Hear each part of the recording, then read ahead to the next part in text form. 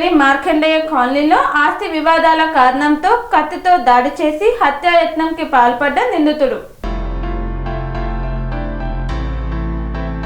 Godavarikhani 1 town police station పరిధిలోని మార్కండేయ కాలనీలో 2 కుటుంబాల మధ్య ఆస్తి ఇతర వివాదాల కారణంతో కత్తితో దాడి చేసి హత్యాయత్నానికి పాల్పడిన నిందితుడిని అరెస్టు చేశారు. ఏసీపీ కార్యాలయంలో Godavarikhani ACP M Ramesh, Godavarikhani 1 town inspector ఇంద్రసేనారెడ్డితో కలిసి అరెస్టు వివరాలను వెల్లడించారు. గాడుచెర్ల రామ్దూత్ తండ్రి సారయ్య మార్కండేయ కాలనీ వాసుడు. అతని వద్ద నుండి నిందితుడు దాడికి ఉపయోగించిన కత్తి, మొబైల్ ఫోను, రక్తపు మరకలు ఉన్న బట్టలను స్వాధీనం చేసుకున్నట్లు వెల్లడించారు. గాడుచెర్ల రామ్దూత్ 27 సంవత్సరాలు, బీటెక్ చదివి ప్రస్తుతం సోరియాసిస్ చర్మ వ్యాధితో ఇంట్లోనే ఉంటున్నాడు. నిందితుని తాత రాయమల్లు కట్టించిన ఇంటిలో పెద్ద కుమారుడు సారయ్య కుటుంబం ఒక భాగంలో ఉండగా చిన్న కుమారుడు శ్రీనివాస్ కుటుంబం మరో భాగంలో, 2 కుమారులు పక్కపక్కనే చెరో భాగంలో నివసిస్తున్నారు. శ్రీనివాస్ 11 నెలల క్రితం అనారోగ్యంతో మృతి చెందాడు. ఆయన భార్య సుమిత్రి, కుమారుడు ప్రణయ్, కుమార్తె సువర్చల, సుమిత్ర తల్లి కొమరమ్మ అక్కడే ఉంటున్నారు. నిందితుడు రామ్దూత్ తండ్రికి ఫిట్స్, బీపీ సమస్యలు ఉండగా తల్లికి గుండె సమస్యలు ఉన్నాయి.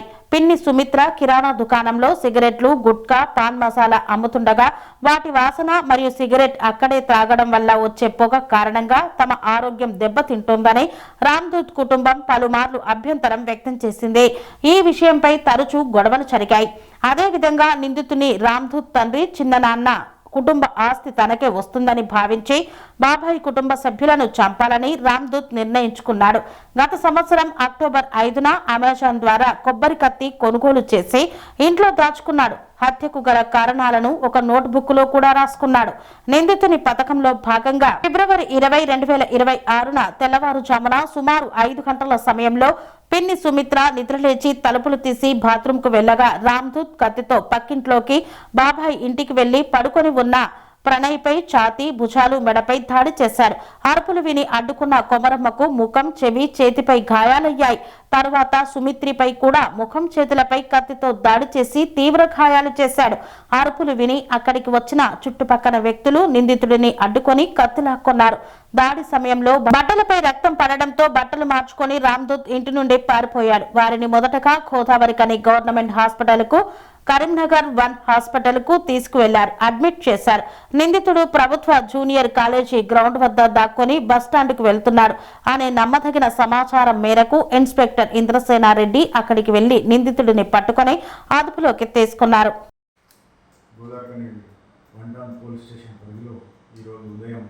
మార్కండేయ కాలనీ లోపల ఈరోజు ఉదయం 5 గంటలకు గాడుచెర్ల రామ్దూత్ అనే అబ్బాయి వాళ్ళ దగ్గర బంధువులైన వాళ్ళ చిన్న వాళ్ళ వ్యక్తిగత కారణాలతో వాళ్ళ కుటుంబం మీద కత్తితోటి దాడి చేయడం జరిగింది.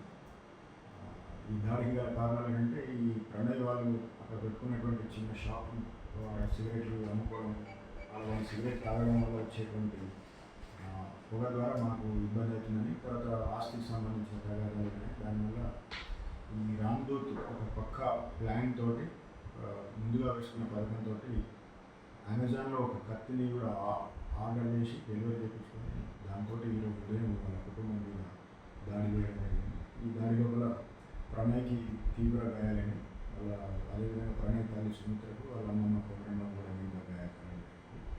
ప్రణయ్ని ఆ గాయపడే వారిని మెరుగైన చికిత్స నిమిత్తం కరీంనగర్ తరలించడం జరిగింది. వెంటనే ఈ గోదావరికని 1 టౌన్ ఇన్స్పెక్టర్ ఇంద్రసేనారెడ్డి ఆధ్వర్యంలో టీం వెంటనే ఇమ్మీడియట్గా కేసు నమోదు చేసి నిందితుని పట్టుకొని 12 గంటల లోపే నిందితుని పట్టుకొని దాడికి సంబంధించినటువంటి కత్తి, మిగతా వస్తువులు కూడా రికవర్ చేసుకొని ఈరోజు నిందితుని కోర్టులో ప్రవేశపెట్టడం జరుగుతుంది. దీనికి సంబంధించి చాలా ముఖ్యమైన అంశం ఏంటంటే అమెజాన్లో కత్తి ఆర్డర్ చేసుకునే విధానం మీద మేము పూర్తి స్థాయిలో పరిశోధిస్తున్నాం. దీనికి సంబంధించి కన్సర్న్ సంబంధిత డిపార్ట్మెంట్స్ కూడా అట్లాంటి మారణాయుధాలు అమెజాన్లో అమ్మవచ్చా లేదా అనే దాని మీద మేము తగిన సంస్థలకు లెటర్ రాసి దాని మీద కూడా సరైన చర్యలు తీసుకోవడం జరుగుతుంది. స్వామి బోధానంద గోసేవ ఆశ్రమం సైథాపూర్. జ్యోతిష్యం, వాస్తుశాస్త్రం మన పూర్వీకులు మనకిచ్చిన వరం.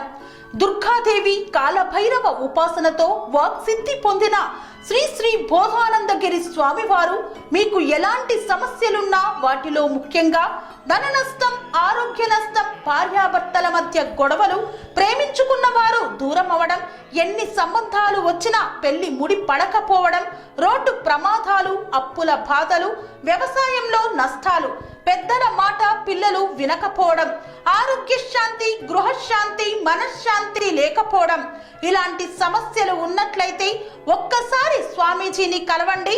మీ సమస్యలకు తగిన పరిష్కారాన్ని పొందండి. అంతేకాక అన్ని రకాల వ్యాధులకు గోపంచకవ్య మరియు మూలికా వైద్యం చేయబడును. నమ్మకంతో రండి, ఆయురారోగ్యాలతో వర్ధిల్లండి. మా అడ్రస్ స్వామి బోధానంద గోసేవ ఆశ్రమం, సైదాపూర్, వీరభద్రస్వామి గుడి దగ్గర, యాదగిరిగుట్ట. సంప్రదించవలసిన నెంబర్ 9849213754 మరియు 9618034138.